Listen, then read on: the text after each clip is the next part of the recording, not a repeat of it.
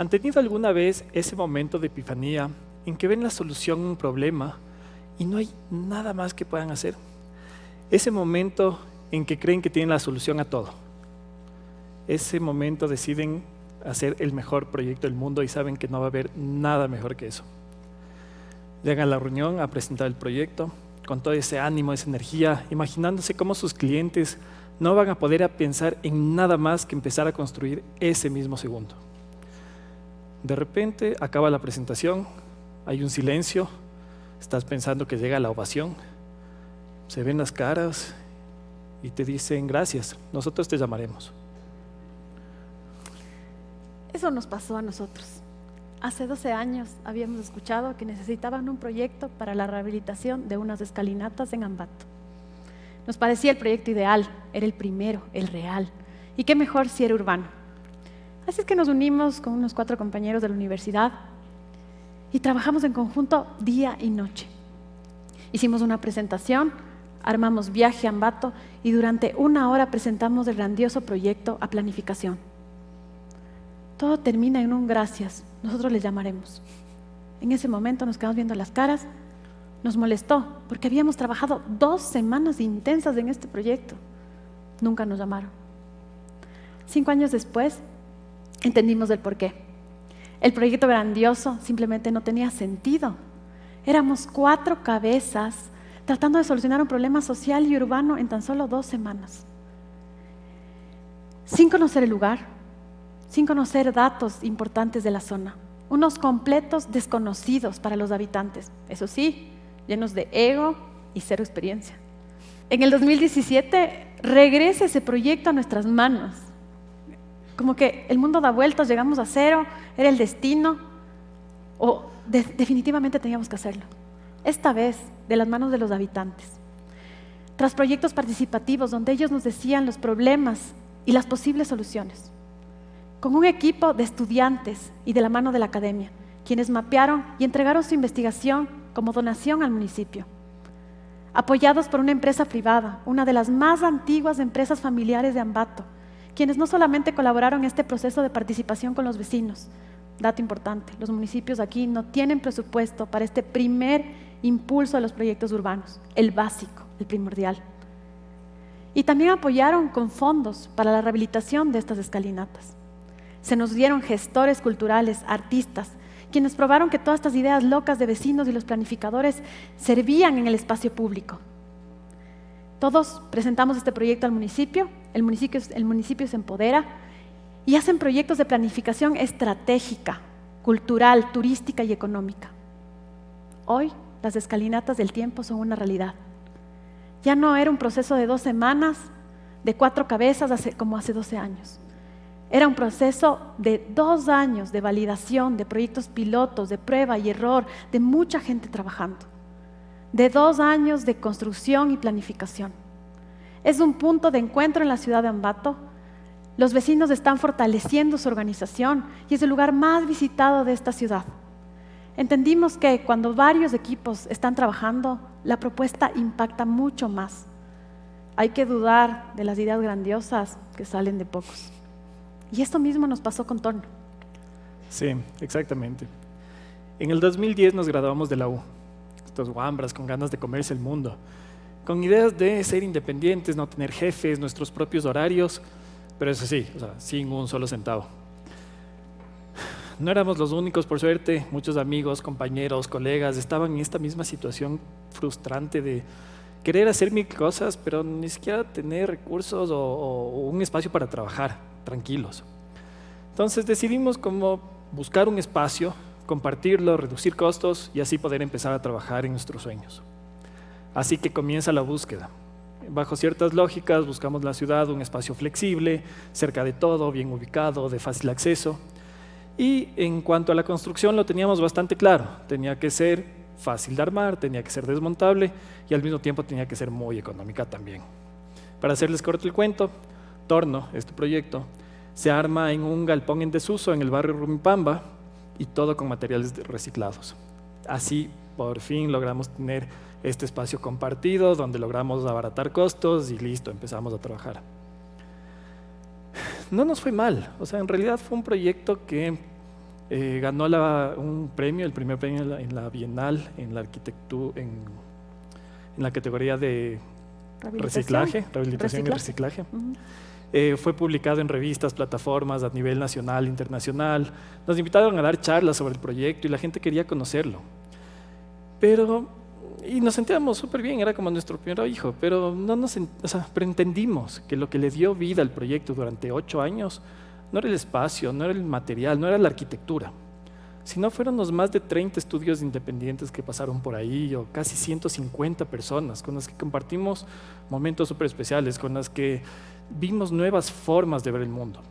Era ese día a día, o sea, era lo cotidiano, cuando hablamos de nuestros logros, nuestros fracasos, cuando compartíamos, colaborábamos, incluso nos imaginábamos proyectos juntos. Era eso lo que realmente, lo más valioso de Torno, lo que daba vida a Torno. Comprobamos esto hace 5 meses, mudamos Torno a La Mariscal, a otro galpón en desuso, y sigue siendo el día a día, lo cotidiano, lo más potente de este proyecto.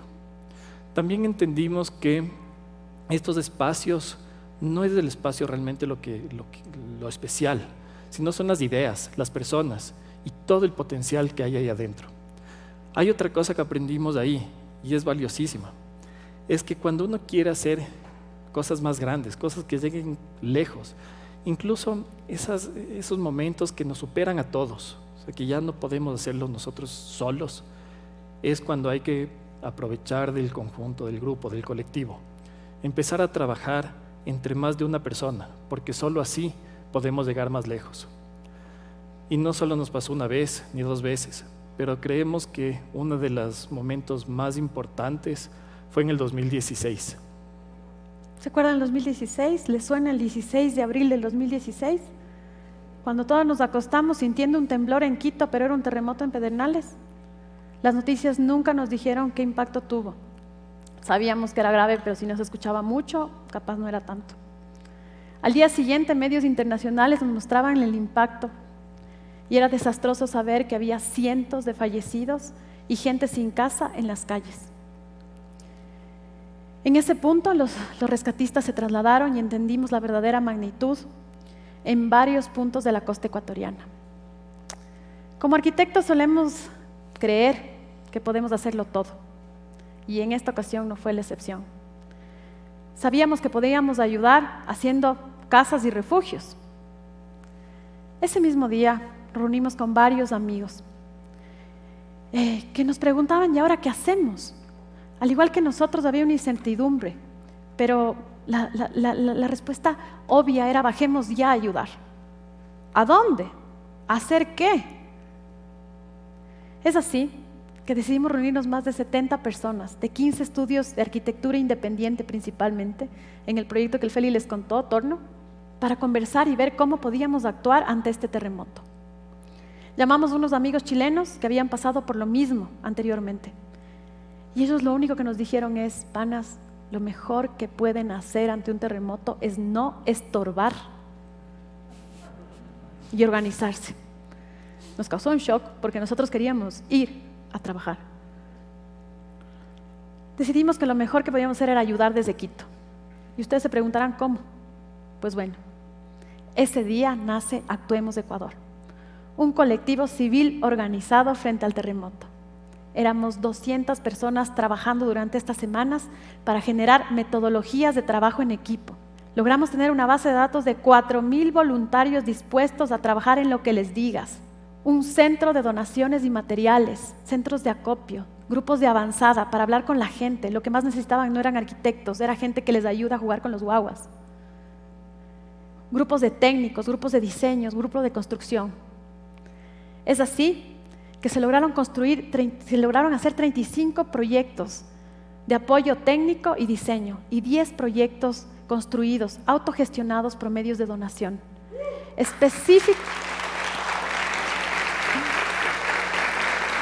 Específicamente para proyectos colectivos. Nos dimos cuenta que la casa no era importante. Lo más importante era generar espacios colectivos para que la misma gente se organice en cuanto a la emergencia, para que ellos mismos se preparen a la reconstrucción, y así lo hicieron. Así que hicimos casas comunales, escuelas, aulas, baños, juegos para niños. Eso era lo más importante. Los ministerios y los municipios nos llamaban a nosotros a pedir asesoría, los novatos de la emergencia. Las ONGs internacionales nos llamábamos porque éramos uno de los pocos grupos civiles organizados. Esto son cosas que nos sobrepasan, que hubieran sido imposibles si no trabajábamos en conjunto. Pero ¿saben qué? Lo más importante era que no somos nada si no podemos servir.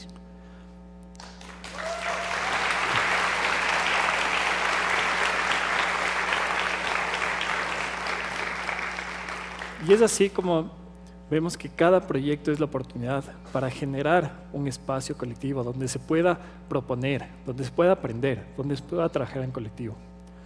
Cada proyecto, cada obra se convierte en un espacio para pensar en mejores sistemas de bajo impacto ambiental. Cada proyecto barrial o urbano se convierte también en un laboratorio para entender las ciudades de una escala más humana, más manejable. Cada proyecto es una plataforma para vincular estudiantes, profesores, comunidades y generar espacios de encuentro, talleres, visitas, charlas. Todos estos temas paralelos incluso son más importantes que una obra en sí, porque no solo se piensa en la composición de volúmenes en un entorno o en el desarrollo de una tipología arquitectónica, sino se piensa realmente en el impacto, en la comunidad y en todo lo que eso involucra. Nos hemos dado cuenta que trabajar en colectivo es mucho más potente que lo que uno cree. Desde hace varios años, entre amigos y colegas, compartimos estos espacios de aprendizaje y discusión y crítica, donde pensamos en mejorar procesos, en optimizar recursos y sobre todo en buscar formas de rescatar, innovar y tecnificar sistemas de menor impacto y menos contaminantes. También es interesante ver cómo en ciertas comunidades aledañas a nuestras obras o a cualquier obra y también los mismos equipos de obreros empiezan a ver estos sistemas alternativos de construcción como opciones para sus propios proyectos y esto también es importantísimo. También creemos que el pensar en estos cambios, en estas sinergias es lo que va a hacer que la industria de la arquitectura y la construcción empiece a transformarse. Generar un manifiesto colectivo de cómo transformarlo y convertirlo en un reto para todos. Tal vez es hora de preguntarnos por qué no compartir ideas y lograrlas juntos. ¿Por qué no esperar ese aplauso colectivo y organizarnos más y mejor? Tenemos tantas cosas que aprender juntos, tantas por las que trabajar, miles por las que luchar. ¿Por qué no reconocernos como nosotros? Esto no es nuevo. Las comunidades ancestrales lo hacen a diario. Es su código de convivencia. Hemos perdido esa alegría de compartir. Ahora vemos como nuevo el networking, el collapse, porque hemos olvidado cómo trabajar en equipo para un bien común. Es más fácil, obviamente, es más divertido. ¿Saben qué? Podemos hacerlo hoy. Gracias.